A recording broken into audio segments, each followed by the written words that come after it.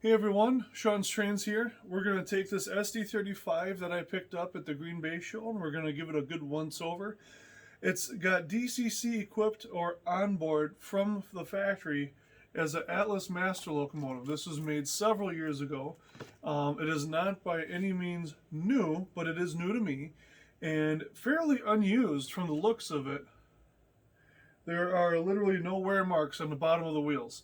So what I'm going to do is, because this is technically in DC right now, when I hook up the jumper wires to my DCC system, it buzzes. So what we actually need to do is remove the dynamic brake section and actually move that jumper over to DCC, and we're going to do that right now. Alright, so we've got the top of the locomotive here. We've got our DCC system standing by. We're going to program and clean on this track and break the locomotive in, but first we need to remove this dynamic brake hatch very carefully so that we can actually move the jumper for the DCC. So to do that, we very carefully but abruptly remove the hatch. So there's a little snap feature on each side, and then there's these little things here that are going to help line it up. So that came off a little bit more abruptly than I would have liked. It looks like there's a little light damage here, but I'm not too worried about it. With a little weathering, you'll never notice. So if you look right here, there's actually a board and those pins right here. So what I need to do is get a needle nose pliers and move that up just a hair.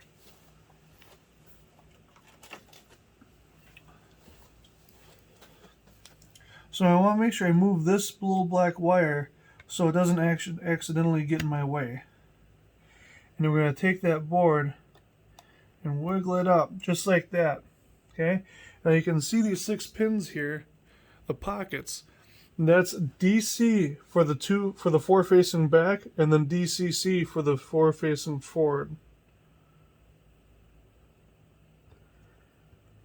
And you just want to carefully but firmly rest that in there. And then we can go ahead and reinstall this. Hopefully with a little less surprise than we did uninstalling it. Like so. Both sides. Nice and easy. Now I should be able to reapply the jumpers and be in good shape. Alright, so I'm going to put the jumpers on now. I notice there's no buzzing, no weird sounds, and that's awesome. That's just what we want. So we're going to go ahead and program the locomotive first. Program on the main. Actually, we're going to go to programming track here since my main line is clear. There's no other locomotives on it. We can go through and read everything.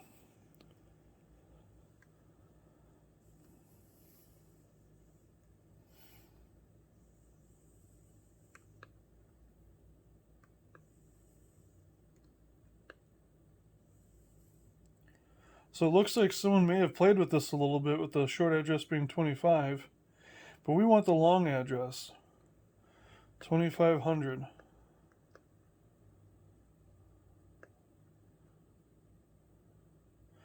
We're not worried about configuration or anything, but we do want to put in just a little bit of momentum. CVs 3 and 4 set to 10 should give us just enough to have a little bit of fun and smooth things out.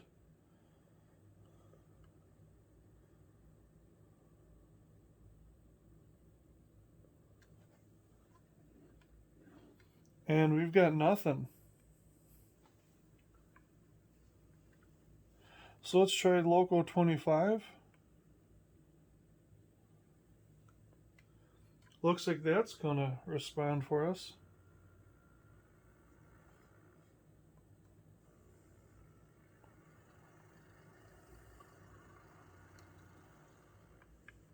So because I do want this to operate on the long cab address, I'm going to try programming on the main, Loco 25, address, long, 2500, enter. Much better. So programming on the main is the way it has to be for this specific decoder, and that's alright. So I can tell by the way it's moving, some of the sounds it's making, it could probably use a little break-in period.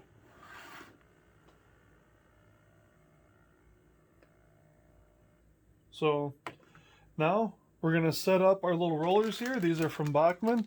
There are different brands that make these, and what they do is they sit on the track and they allow you to set a train on there so it can run in place and it just spins the rollers here. Once in a while, if these start to get too dry, what I'll do is I'll put just a little drop of conductor lube. Because these are roller bearings in here, if it does get dry, sometimes they can lose a little conductivity or they get dirty, and just a drop of conductor lube in there helps helps it conduct electricity and helps the engine run a little bit smoother. So what I do is I set the locomotive behind the track. I'll set 6 of these on the rail, about as close as I can to where the wheels are going to be, and then we'll just let it run for a little bit.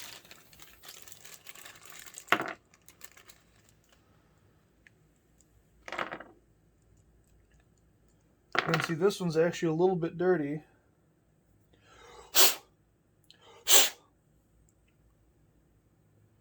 Clean them off. Because I do use lube on these and I do lube them up, they do collect dust a little bit quicker than others. So we're going to line these up on here the best we can. Straighten out our trucks a little bit. That'll help us eyeball this a little bit better. And if we just get it close, we can line up the rest when we get it on the rollers.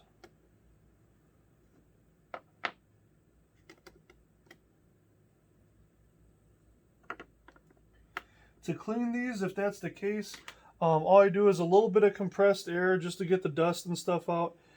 As I said, when you do use them fairly frequently, you're going to want to clean them. And then to clean the surfaces, I just drag it at a slight angle on the paper towel, and that usually does a pretty good job of cleaning them off. Like so. And these legs look like they're in pretty good shape yet, so I'm going to leave them alone. I'm not going to add any lube to this yet, only because I want to get it broken in a little bit. But before I actually throw them on there, I'm going to put them on here and clean the wheels.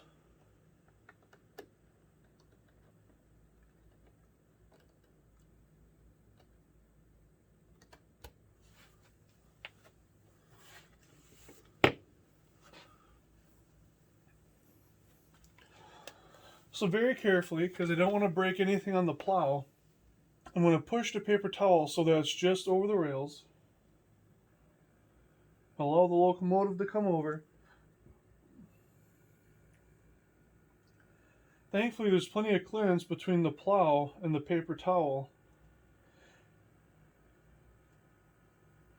And I'm just going to hold the locomotive in place, throttle up, and let it do the work. I'll move it back and forth a little bit.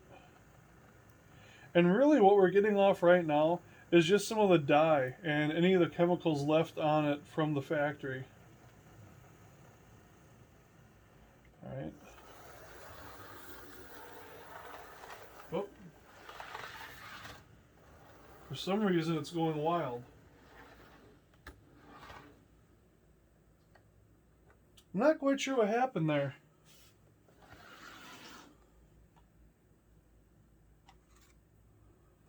So we got a fair bit of dirt on that one, and I'm glad I did it. So now we're going to do the backside.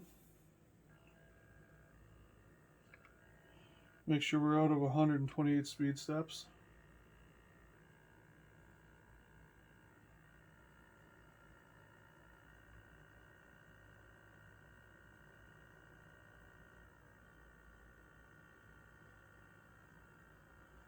Okay.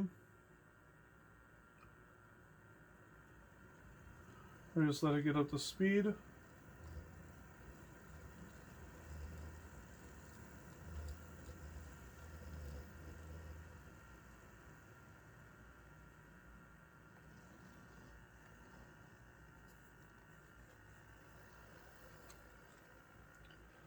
Alright, now that the momentum's out of it, we'll straighten these wheels back up a little bit. Put them on our rollers. Just like so. Nice and easy. And usually, they'll kind of play and fall into place a little bit. So, we've got it in reverse. And what I'm going to do, and I'll fast forward to this so you don't have to watch this painstakingly with me, is I'm going to put it in reverse at different speeds for about 5 minutes each, and then I'm going to do the same in forward, and then I'm going to lube it up, and then we're going to do some more testing. So, here we go.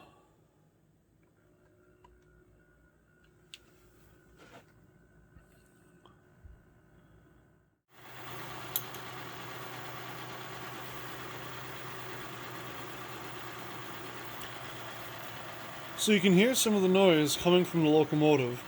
That's an old locomotive that hasn't been used very much in a very long time, that has gone through an excruciating workout.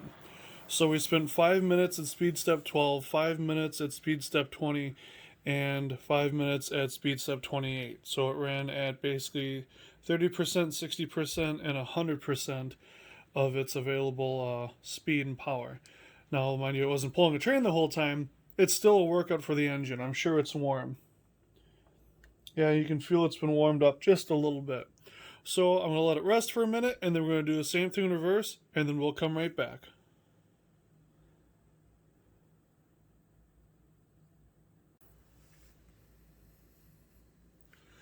Alright, so now we've got the engine basically broken in. Ran for 15 minutes in each direction, 5 minutes at different speed steps. Everything should be pretty much good to go now.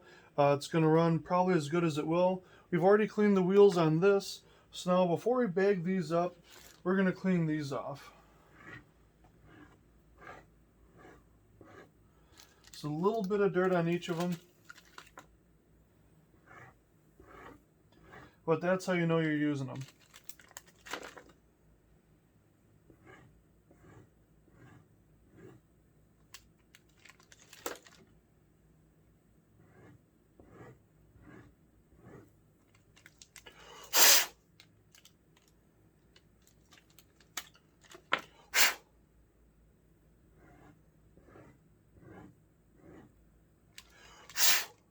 I just blow them off, get some of the dust off from the paper towel.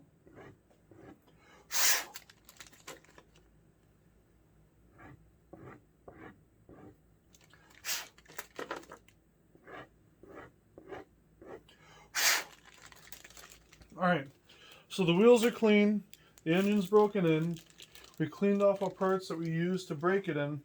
Now we're going to install couplers and lube it up. Alright, so we're going to change out couplers here. The factory couplers are not the best couplers for operating.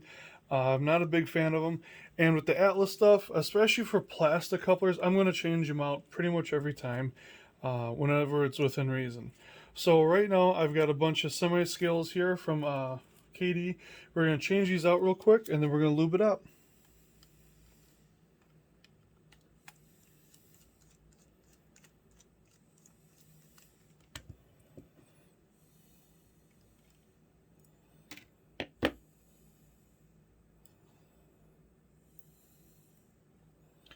Now these older couplers here are actually a two-piece coupler setup, the Accumate Couplers, and these are generally found on older Atlas, and even some new Atlas products, and Accurail.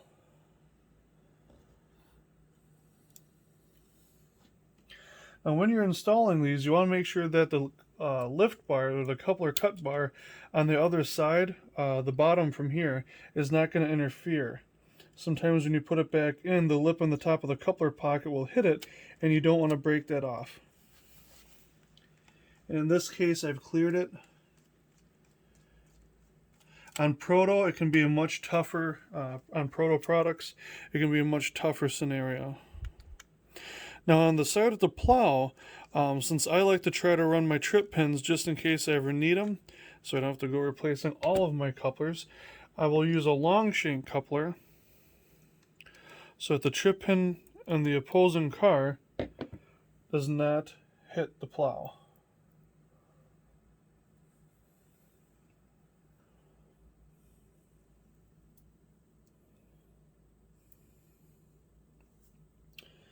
And before I install this guy, because I know especially the long shanks are a little bit low, I'm going to bend this guy up just a hair. just like so. And then when I get the locomotive back up after lubricating it, before I test it out with some switching, I'll bend up the other one too.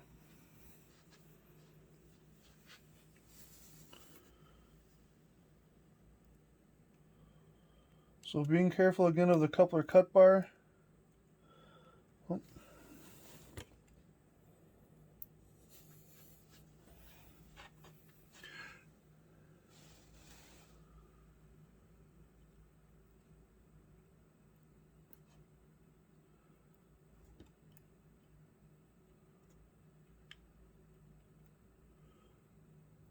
Just what I'm hitting right now. Well, just ever so gently bring that down. There we go. So it goes underneath. You want to make sure you don't damage that, because if you crack it or break it off, it's going to be very obvious later on. And we're going to use our needle nose pliers here to reinstall the screw.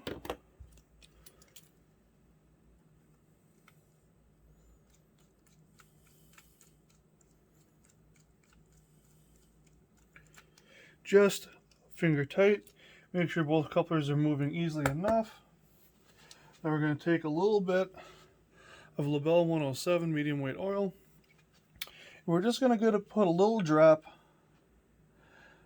on each little part here that moves. So we're going in basically in each journal.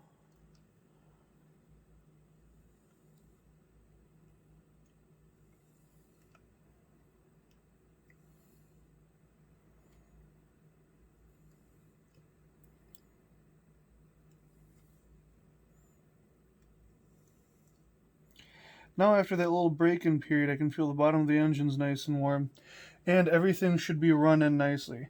So Atlas, since they have these narrower gearboxes, they actually have shafts that reach out. So we're going to want to put just a little drop of oil by each one of those as well.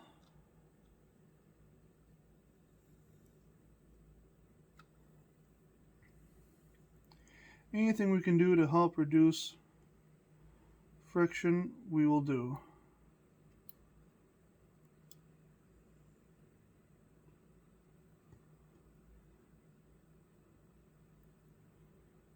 And then just a little bit on the gears.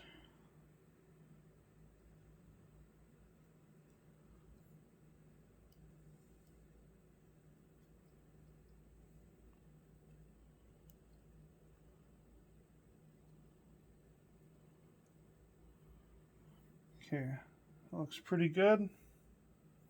It's nice on this Atlas model how the gears are actually exposed. So now what we'll do is we'll wipe off any excess oil.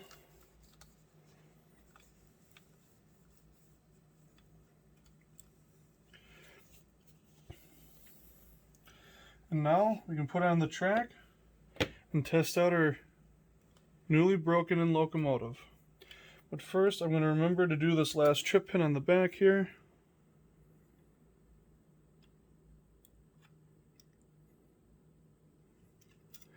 Just bring it up a hair. Whoop. Just bring it up a hair like that, and we're ready to go. Alright, so I'm going to get my switching stick here, and we're going to try switching out some rail cars. And actually, I'm going to take out a little momentum, because it's reacting a little bit more than I would care for.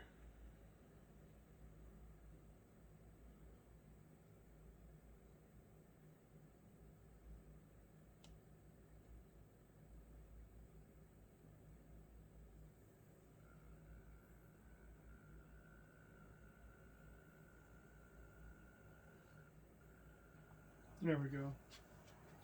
So what I'm going to do, I'm going to move this guy out of here. I'm going to break up these freight cars a little bit here. I'm going to put all the cylindricals onto this track here out of the entire yard.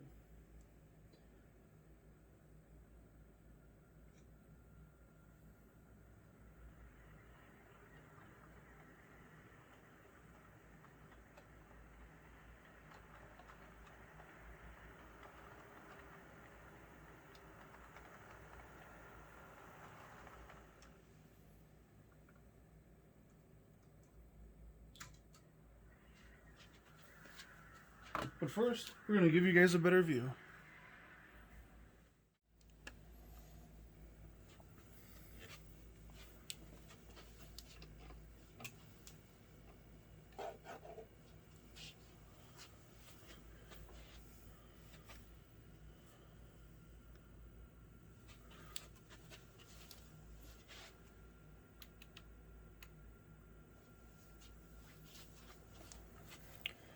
So first I'm going to say about this Atlas decoder is I'm not the biggest fan. It does not provide a lot of power.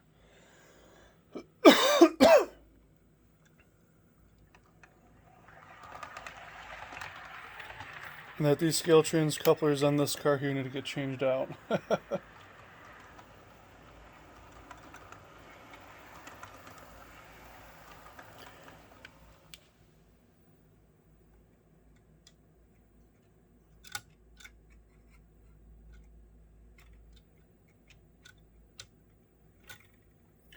They definitely need to get changed out.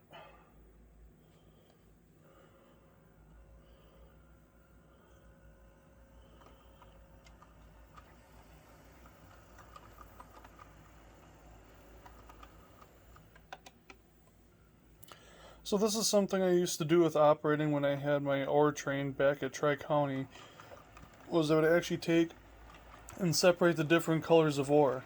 And then I'd put all the red together, all the orange, all the kind of different shades of the color that I'd get. And what was nice about that is it made it real easy to sort and organize them. And I'd pick a pattern.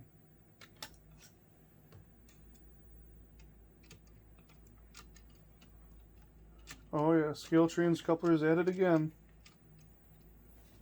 I'd pick a pattern of the cars that I wanted to run and on my next ore train. So then I would select those cars in that order. So I'd pick 2 of one, 1 of another, 2 of another, 3 of another. And so I had enough of a train to run. And so in theory you could do that with covered hoppers too. Take all the even numbers or all the whatever and run it that way. So something else I'm going to do while I'm switching out these cars here is move all of the scale trains cars to the end track so that I can change out the couplers on them.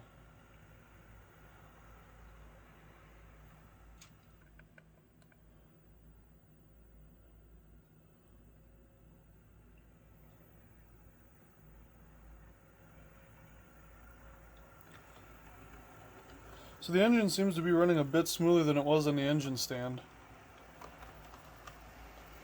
A little bit of lube can go a long way.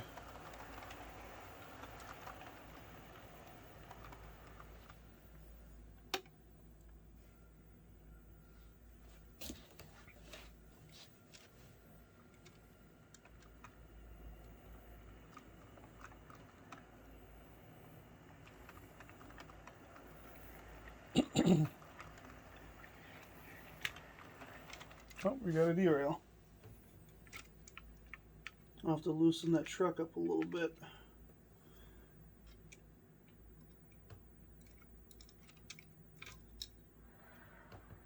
In fact, I'm going to do it right now because there's no better time than the present.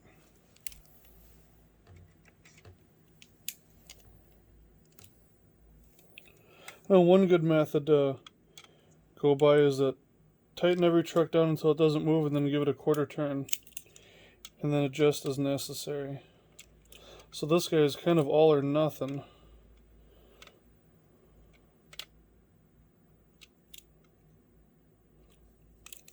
And it is a very swift adjustment, so it's probably a pretty coarse thread screw. That's good.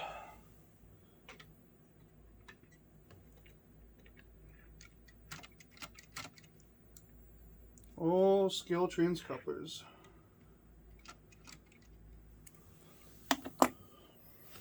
Alright, back to business.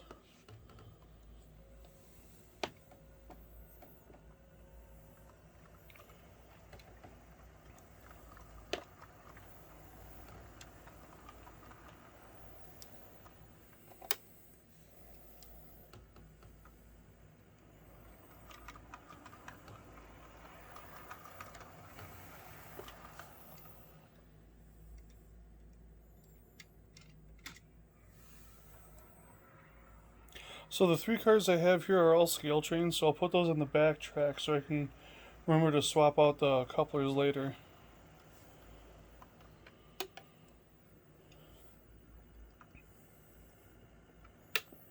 In the meantime, I've got a cylindrical back there I need to move, and another hopper I need to move to track 1.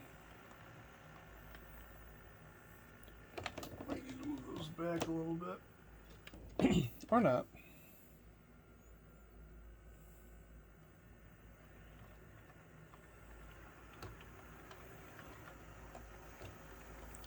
So the engine just seems to keep getting quieter as I use it, which is a wonderful sign that the brake-in procedures have worked very well.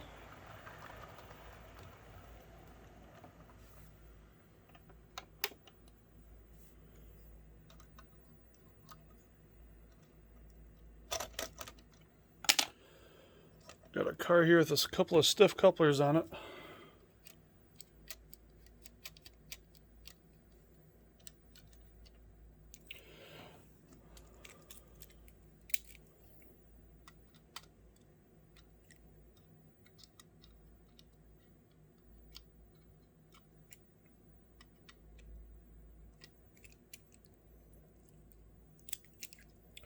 So just loosen the coupler pocket just a hair until it lets the coupler move freely.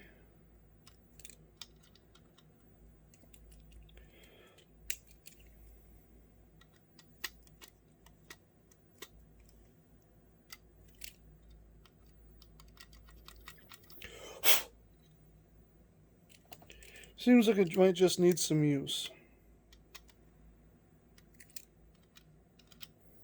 That's getting better.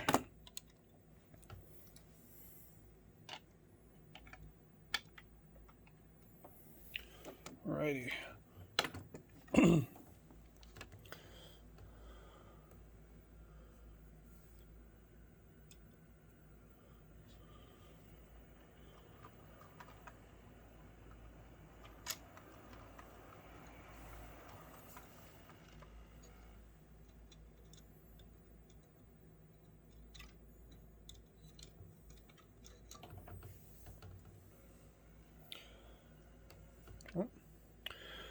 Those darn scale trains couplers.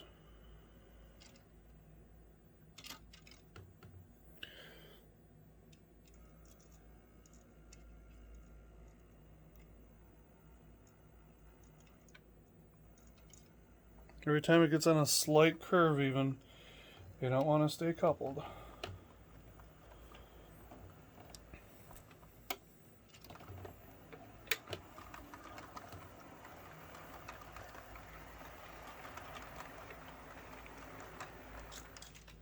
So we should be setting our cylindricals now. So we'll put our scale trains cars in the back that need couplers. Looks like we've got a carbon black car here that also needs to get changed over.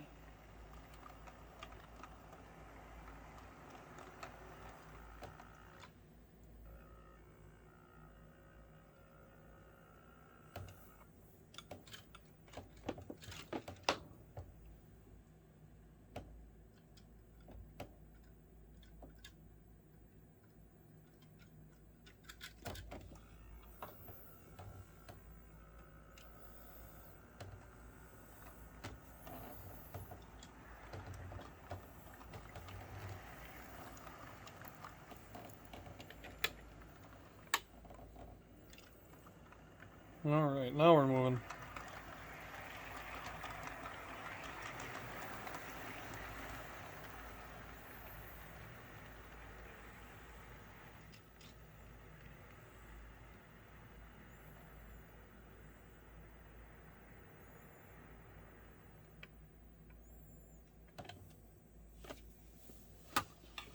Pardon me. Alright.